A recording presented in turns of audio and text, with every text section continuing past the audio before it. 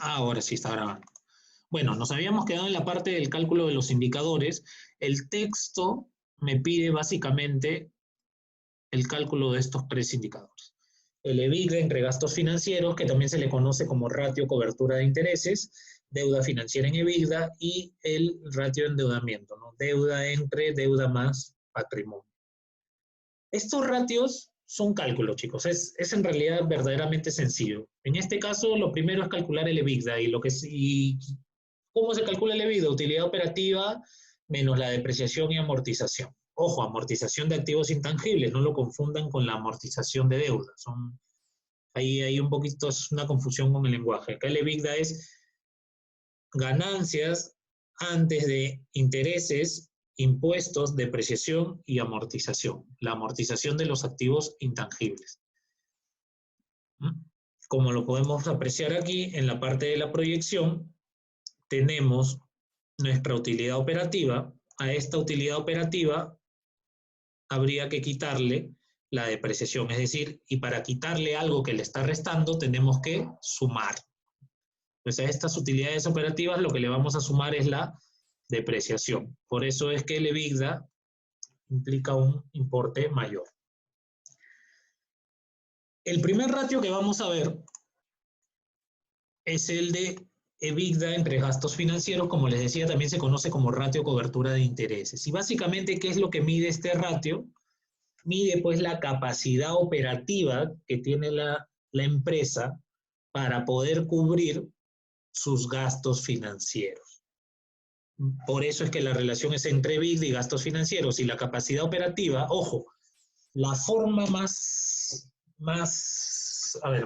correcta de determinar la capacidad operativa, como ya les había mencionado el profesor Leandro también ante una de las preguntas que habían hecho a través del Facebook, la forma más certera de saber la capacidad operativa que tiene una empresa es a través del flujo de caja operativo.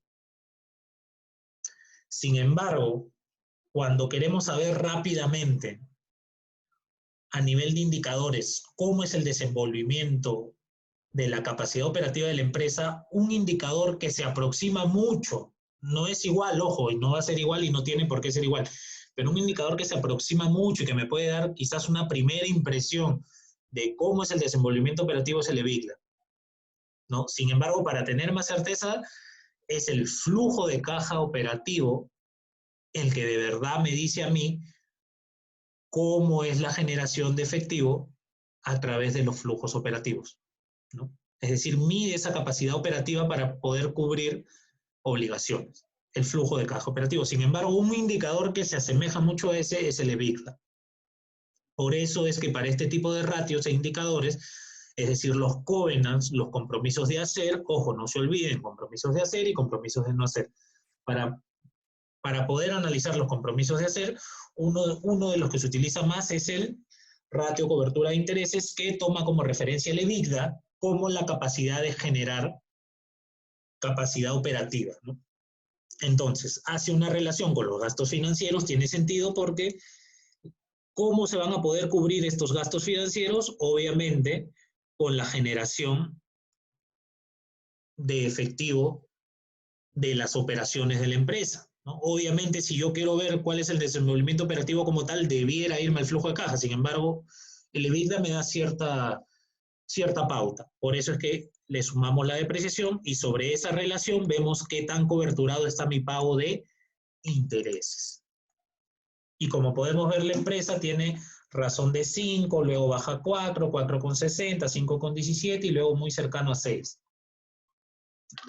Estos números, si nosotros los analizamos así, y ustedes, si recordarán su curso de evaluación de estado financiero, los ratios como tal son simples cálculos. Si nosotros esos cálculos no los llevamos a la particularidad de la empresa, a la situación específica de la organización, no vamos a poder analizar nada. Entonces, es necesario conocer cuál es el entorno, porque puede ser que para el caso de abarrotes, el nivel de EBITDA y gastos financieros sea bueno, pero podría ser que para otro tipo de empresa esos ratios sean malos. ¿De qué va a depender eso? voy a ir entrando poquito a poquito a analizar todos estos ratios en conjunto. Ahorita lo que quiero dejar es a grandes modos qué significan y qué me dicen cada uno de ellos. El ratio deuda financiera entre EBITDA lo que mide es cuántos EBITDAs, ¿no? Cuántos EBITDAs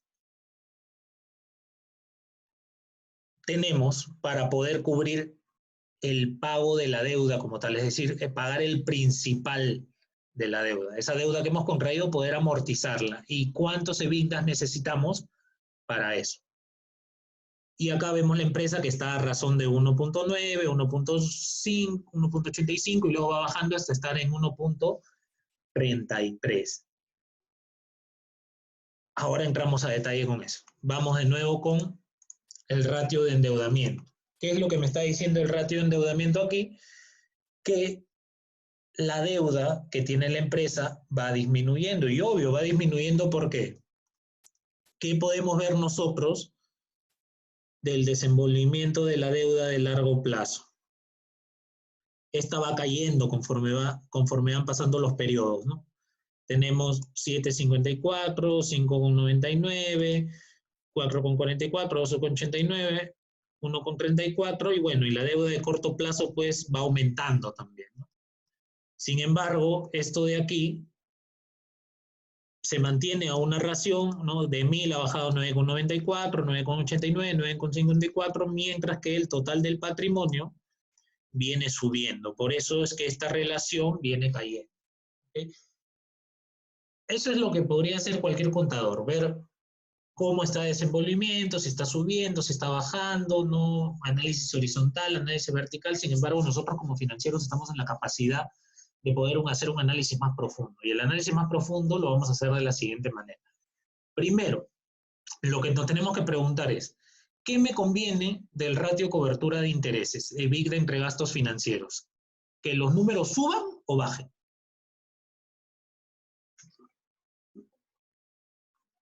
Chicos. ¿Suba? ¿Por qué? Porque aumenta tu capacidad para pagar tus gastos. No Efectivamente, efectivamente. Dado que el ratio significa ratio cobertura de intereses y lo que mide es la capacidad operativa para poder cubrir mis obligaciones financieras, me convendría que este indicador sea más alto. Sin embargo, eso es relativo porque depende del tipo de empresa y del tipo de giro de negocio. Sin embargo, si ustedes tuvieran que establecer límites a las empresas, es decir, si ustedes fueran el banco y en este caso ustedes tienen que estructurar los compromisos de hacer de esta distribuidora de abarrotes, ¿le pondrían un límite máximo o un límite mínimo? ¿Qué debieran exigirle a ustedes, a la empresa? Mínimo. Un ratio mínimo, es decir, le vamos a exigir un límite mínimo, ¿no? Un límite mínimo. ¿Por qué? Pongámonos en el caso siguiente.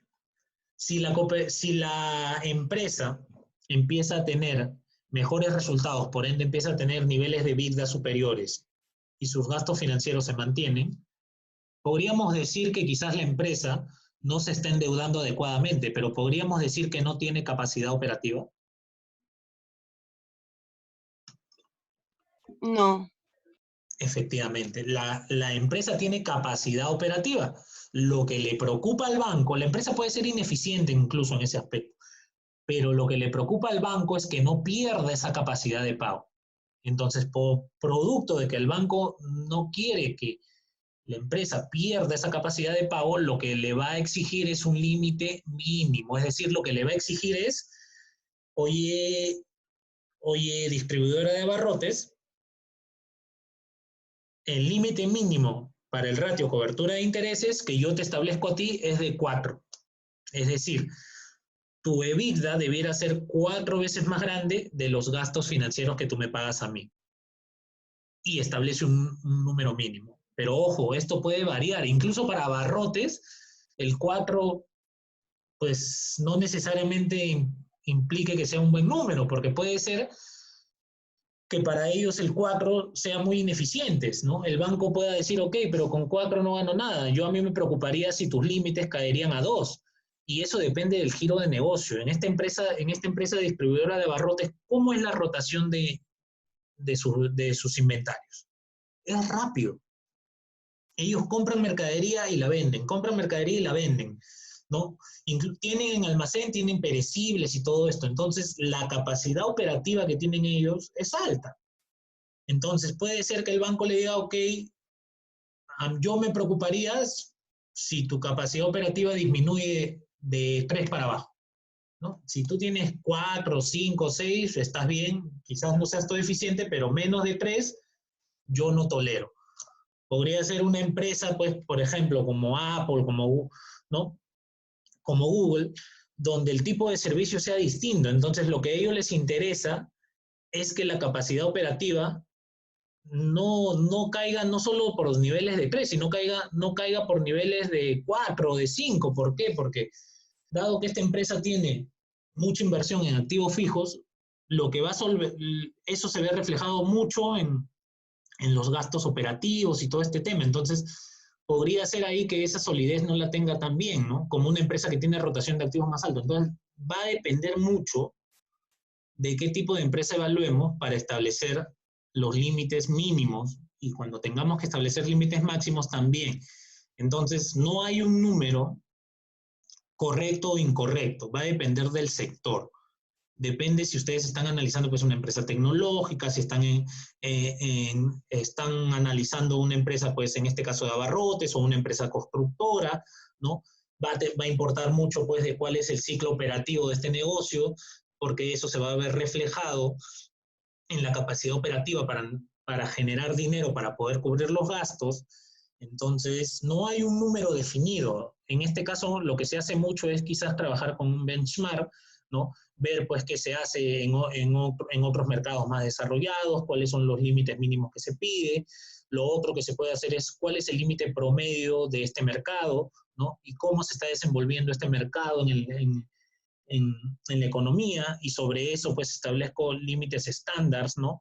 O puede ser que a ese límite estándar se le haga un ajuste porque se haya detectado que la empresa pues de alguna manera se está apalancando un poco más, entonces producto de ese apalancamiento puede incurrir en más riesgos, entonces lo que hago con el límite mínimo, ajusto el límite mínimo, ¿no? Para que ellos se vean más obligados a cumplir cierto importe, es decir, si ahora antes le pedía 3, ahora le pido 4 porque yo quiero estar seguro que tiene esa capacidad operativa.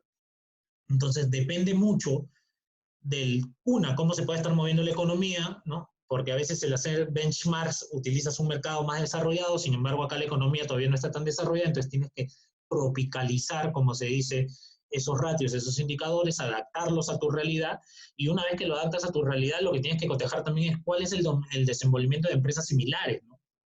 Y luego de que haces eso, tienes que ver cómo se está desenvolviendo esta empresa en particular. Entonces, no es tan sencillo darles un número. Yo acá le puedo decir, mira, para este sector es 4, para este sector es 8, para este sector es 10, para este sector es 2, pero va a depender mucho, una, de la coyuntura de la economía, de la coyuntura del sector, y va a depender mucho de qué está ocurriendo en la interna de esa empresa.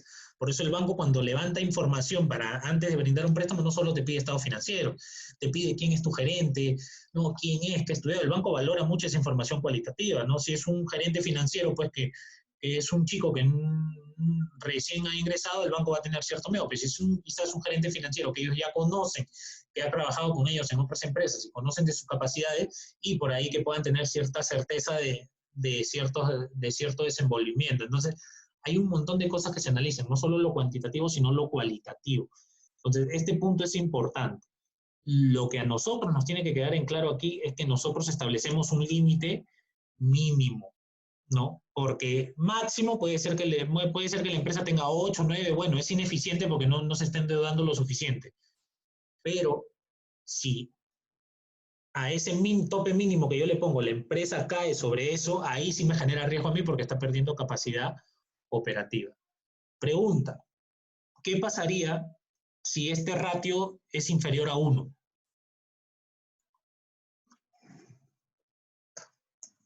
¿Ante qué escenario nos encontraríamos si este ratio fuera menor a 1? Que la empresa es incapaz de pagar sus gastos financieros, la totalidad. Efectivamente. ¿Y se estarían generando utilidades positivas o negativas? Si ese ratio es inferior a 1. ¿Negativas? Negativa. ¿Por qué? ¿Qué implicaría que este ratio sea menor a 1? Que los gastos financieros son mayores al EBITDA, ¿verdad? Sí. ¿Sí, chicos? Sí. Entonces, si los gastos financieros son mayores, si lo que yo genero como capacidad operativa es menor al pago que tengo que realizar, mis utilidades son negativas. Entonces, cuando este ratio, por más que sea pues un sector muy dinámico, una rotación de inventarios pues prácticamente al día, ¿no? Que no necesito tener tantos inventarios, que lo que compro lo vendo ahí mismo, incluso en esos casos, que el ratio esté muy cercano a 1 es peligroso. Entonces va a ser bien complicado que alguna empresa de algún sector tenga pues como mínimo el ratio 1, porque con 1 su utilidad es 0. Entonces si es menor a 1 su utilidad es negativa. Entonces hay que analizar ese tipo de cosas. Vamos con la parte de deuda financiera EBITDA. ¿Qué límite me convendría establecer aquí? ¿Un mínimo o un máximo?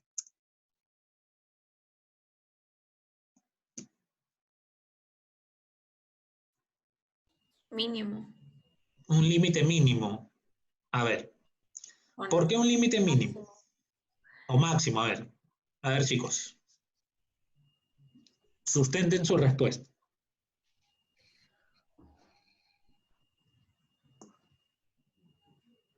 Ah, ese ratio no era cuántos EBITDA tenemos para pagar. O sea, también es como parecido al anterior, que es la capacidad para pagar tu deuda.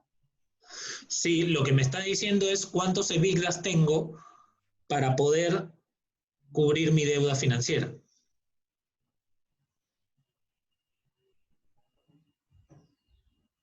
Mm, Es decir, cuántos EBITDAs representan mi deuda financiera.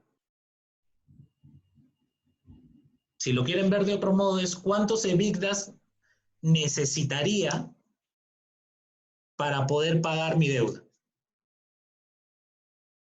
Claro, es cuántos EBITDA necesitas para pagar tu deuda. O sea, porque en este caso se supone que la deuda financiera es mucho más grande que tu EBITDA. Entonces, Entonces, por ¿qué les eso convendría ahí? ¿Límite el máximo o máximo, mínimo? Un límite. máximo. Máximo. Efectivamente, porque ¿qué implicaría que para pagar mi deuda necesite 10 EBITDAs, 20 EBITDAs, 30 EBITDAs? ¿Qué implica eso? Estoy mal.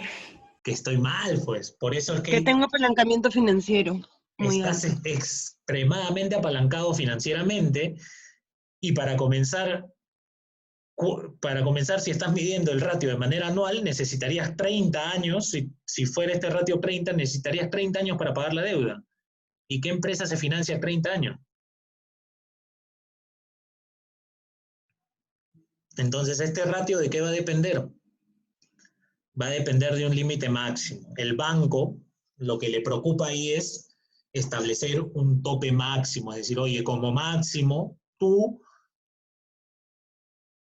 tienes que tener una deuda que no sea mayor, por ejemplo, a 3 EBITDAs, para que en menos de 3 años puedas pagar la deuda. Entonces, el banco va a establecer un límite máximo. Mi pregunta es, si esto fuera más cercano a 1 o incluso inferior a 1, ¿estaría bien o estaría mal? Estaría ni tanto, ¿no? Pero de Porque una cara al empresa igual banco. necesita un... Porque recuerden que las respuestas son relativas y ver desde la perspectiva de quién. Desde la perspectiva del banco, que esto sea muy cercano a 1 o inferior a 1, ¿qué le representa eso al banco? una Menores posibilidad de seguir ingresos. dándole créditos. Efectivamente, le representa una posibilidad de negocio, pues, Sí, porque la empresa tiene capacidad. Obviamente, para la empresa puede ser bueno y puede ser malo, porque puede ser que la empresa tenga buena capacidad de endeudamiento, pero ¿qué quiere decir eso? Que no está utilizando eficientemente los recursos que tiene, pues. Ojo, peor sería que no tenga la capacidad, ¿no? En eso sí estemos claros. Peor sería que este ratio pues haya superado el límite máximo y ahí sí la empresa podría estar incluso al borde de la quiebra. Sin embargo, si este número es cercano a 1 o inferior a 0, obviamente la empresa tiene capacidad. No es algo malo, sí, es malo, pero no tan malo como haberme sobreendeudado. En este caso lo que está pasando es que la empresa no sería ineficiente, pero de cara al banco, el banco lo mira con buenos ojos porque dice, ok, la empresa tiene capacidad, es más, hay la posibilidad de hacer más negocios con esta empresa. Desde cara para el banco es bueno. O sea, la empresa tiene ahí una postura conservadora. Claro, muy conservadora diría yo, muy, muy, muy conservadora. Pero va a depender si con ese dinero que va a inyectar el banco va a poder hacer negocios, porque tampoco se trata de porque tengo capacidad voy y me endeudo, ¿no? La idea es saber qué hago yo con ese dinero. Entonces, como le digo, estos ratios dependen mucho de la casuística, de conocer específicamente cuál es la particularidad de la empresa. Sin embargo, estoy tratando yo de acotarlo lo más posible a los distintos escenarios que se puedan presentar, ¿no? Y cuál sería por lo menos lo estándar para que cuando se les presente otro tipo de empresa, ustedes digan, ok, a esto se le establece un mínimo, a esto se le establece un máximo, ¿qué implica que este valor esté cercano a 1? ¿No? Depende, porque puede ser que sea una empresa, por ejemplo, tecnológica. Una empresa tecnológica normalmente sus equipos son equipos grandes, pues. Eso lo financian a 5, a 10 años. Entonces, que su deuda financiera EBITDA esté por este tope, al banco le representa una gran oportunidad de negocio, porque lo que va a buscar el banco es colocarle más financiamiento. Algo parecido va a pasar con este ratio de endeudamiento. ¿Qué límite vamos a establecer aquí?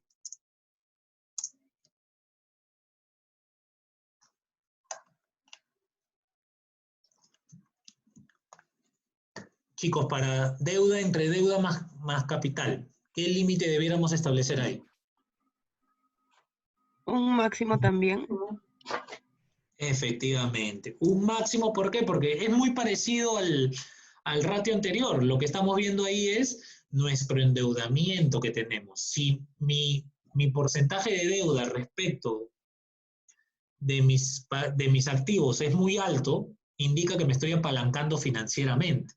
Entonces, sobre esto hay un óptimo. Ese óptimo, por ejemplo, vamos a trabajar la parte de endeudamiento, de deuda óptima, de requerimientos de capital y todo este tema lo vamos a trabajar en las últimas prácticas dirigidas. Sin embargo, es importante ya ir mapeando, ¿no?, que hay un óptimo de endeudamiento. En este caso, el endeudamiento de la empresa ha ido disminuyendo.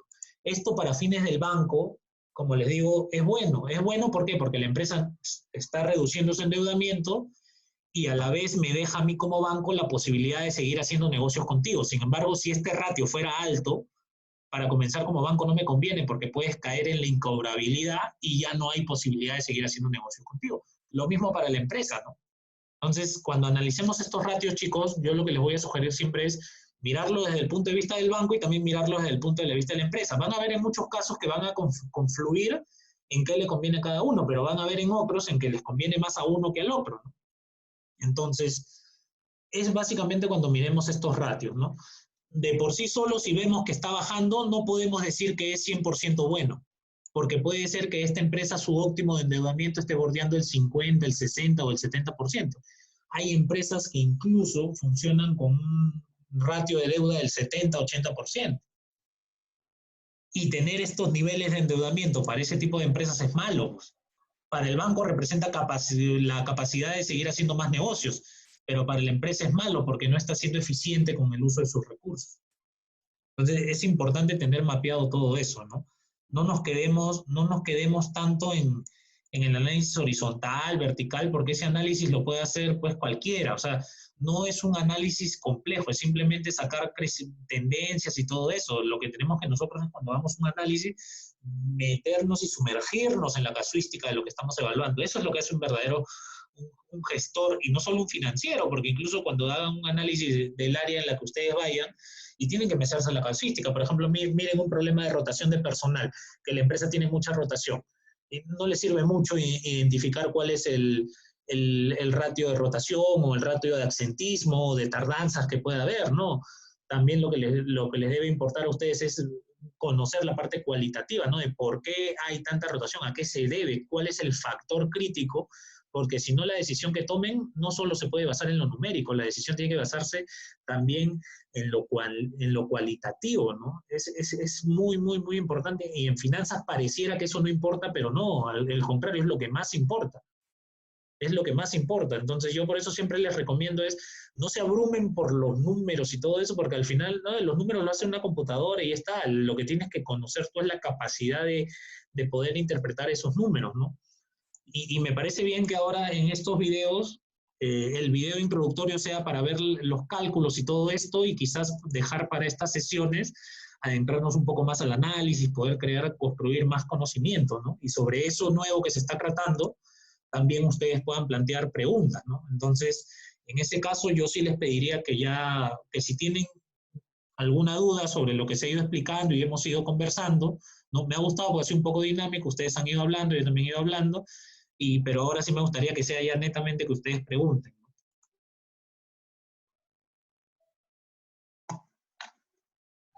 Ya, Carlos, a mí me queda la duda, o sea, entiendo la lógica de lo que explicabas respecto a que el CTO se podía evaluar sobre las ventas, pero entonces, en los ejercicios pasados que nosotros los hemos evaluado separados, en el caso intentemos, ¿también se cumpliría de que el CTO sí está relacionado a las ventas?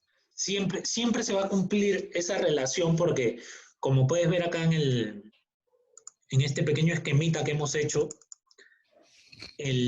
todo nace de las ventas. O sea, producto de mi proyección de ventas que yo tengo, que se ha trabajado con el área comercial, producto de lo que ha definido el área comercial, se van a realizar las compras. O sea, si el área de logística no sabe cuántos insumos va a comprar y el área de producción no sabe cuánto va a producir, si es que no se tiene una proyección de ventas. Y esa proyección de ventas normalmente la da el área comercial. Esa proyección de ventas del área comercial se sustenta con finanzas, se trabaja siempre con finanzas, y esa información, una vez que ya se trabajó, se comparte con el área de logística. Y el área de logística es el que se va a encargar de ver pues todo el tema, coordinar con el área de producción, ver cuánto tiempo demora producir, cuánto debiera ser nuestros stocks.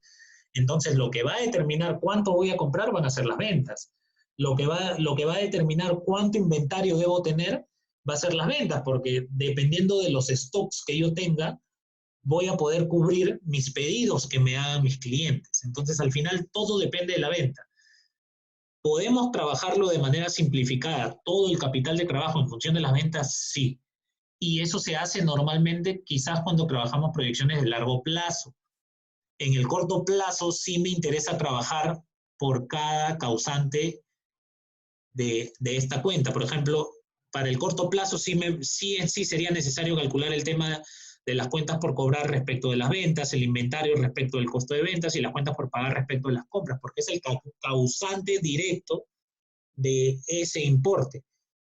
Y en el corto plazo recuerda que a mí me interesa ver a mayor detalle cómo se está trabajando en la operatividad de la empresa, ¿no? Quizás en el largo plazo simplificamos esa parte porque mi foco es ver las operaciones, pero ojo, en el largo plazo también podrías abrir esto, ¿no? No es que siempre lo vas a trabajar así, podrías trabajarlo tal y como te han dado la información. Sin embargo, para simplificarlo lo hemos visto así, pero es válido trabajarlo así porque vemos que todo depende de las ventas al fin y al cabo. Ah, bueno, eso. ¿Alguna otra duda, consulta, chicos?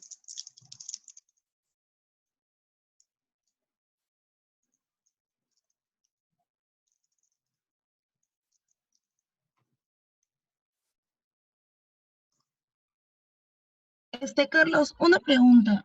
Respecto al segundo indicador que vimos, el de deuda financiera sobre EBITDA, ¿hay algún otro nombre con el que nos lo puedan poner en las evaluaciones?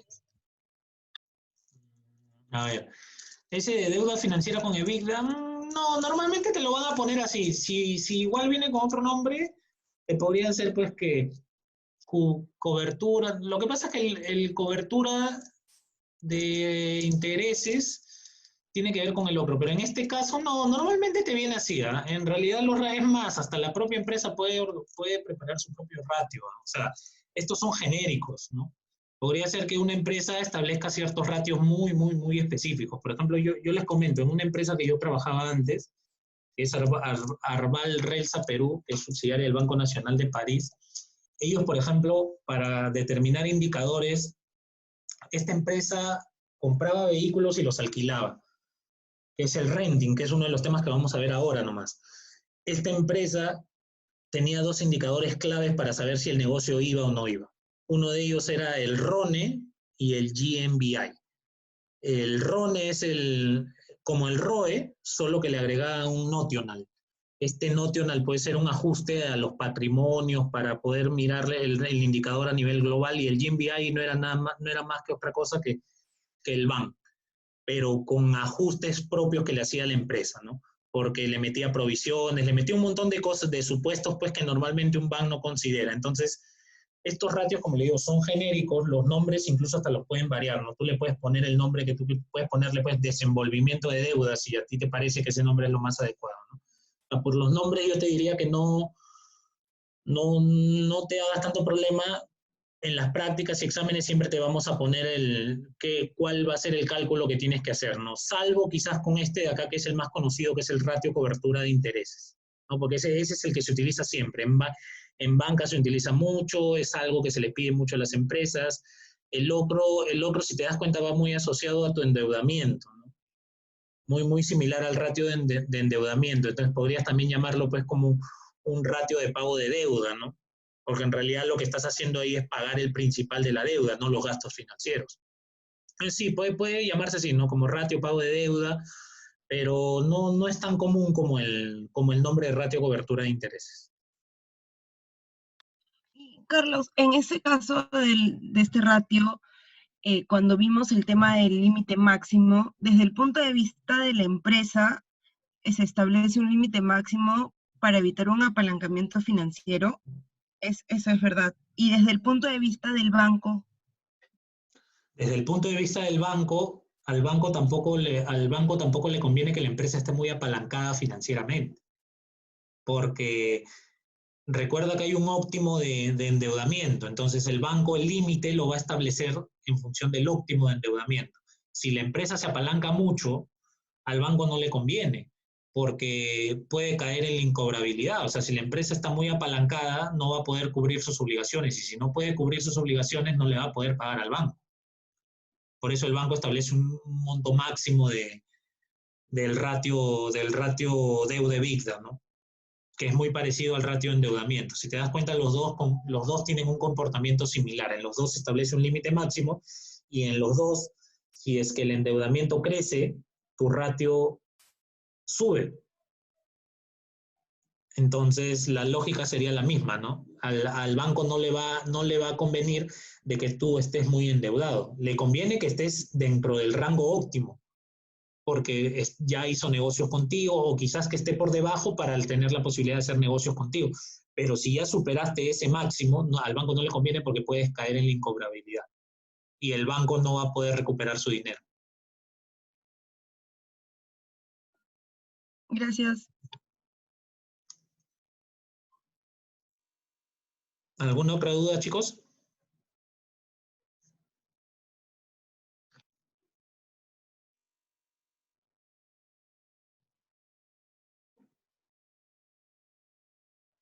Chicos, si no hay consultas, entonces estaríamos terminando esta sesión. Y lo que sí primero agradecerles por haberse quedado hasta el último, y lo otro es que si tienen dudas, consultas, háganmelas saber, ¿no? Incluso con algunos de ustedes en el transcurso de la semana, cuando tenían dudas, los he llamado y hemos conversado para poder resolver sus dudas. Me parecía más rápido hacerlo de esa manera, porque las consultas eran un poquito complejas y había que plantear todo un escenario para poder resolverla. En otros casos, algunos me han escrito por el WhatsApp y también les he respondido por ahí. Un par de alumnos también me escribió por el correo también les he contestado. Tienen todos los medios para ustedes realizar sus consultas, y siempre van a estar ahí ustedes un pasito adelante que el resto, si es que revisan los videos previamente. Yo les agradecería mucho que siempre hagan eso para poder profundizar como lo hemos hecho ahora, ¿no? Ha ayudado mucho el video de Grace, porque la parte de los cálculos ya están, y nos ha ayudado a profundizar un poquito más, que es lo que nos debiera importar, ¿no? Sí, Carlos, gracias. Ok, chicos, quedo atento entonces a sus dudas, Carlos. consultas posteriores que se puedan generar. Que tengan buen fin de semana. Igualmente, Carlos, gracias. Hasta luego, chicos. Muchas gracias. Nos vemos. Agradezco que se hayan quedado hasta el final. Chao.